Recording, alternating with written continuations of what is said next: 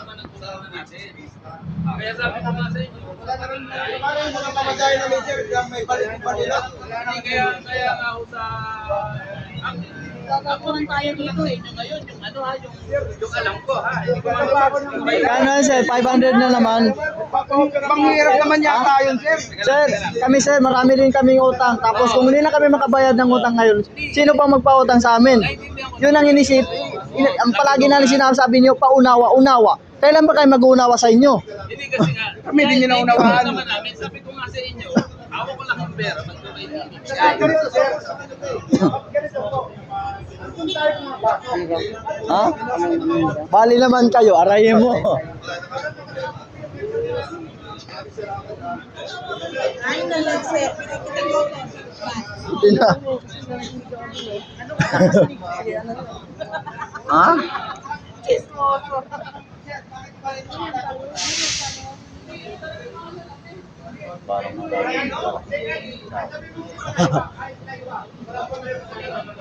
Oo, kasi nagtatrabaho pa sila eh. Tapos wala nang sahod. Wala na.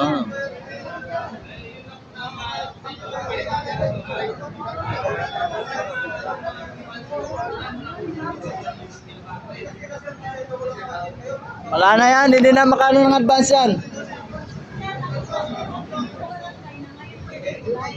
Hindi mo pwedeng nag-aakuan tayo dito kasi kailangan namin ng pera.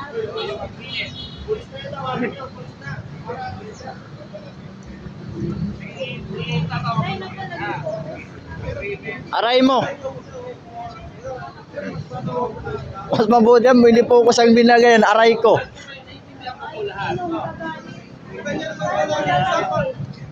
Kailangan i-honor. Tama po, no? Ibabalik ako. Tatawagan ko lang. Full pay. Kailangan namin ng full pay. Tawag namin magkuha kami ng lahat. Yun lang. Lahat yung tawag namin ngayon. Malaki namin. Ilan lang po.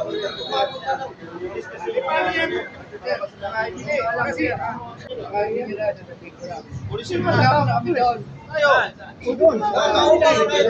Maraming tanga doon eh. Ngayon, Ibang pangalan na pala.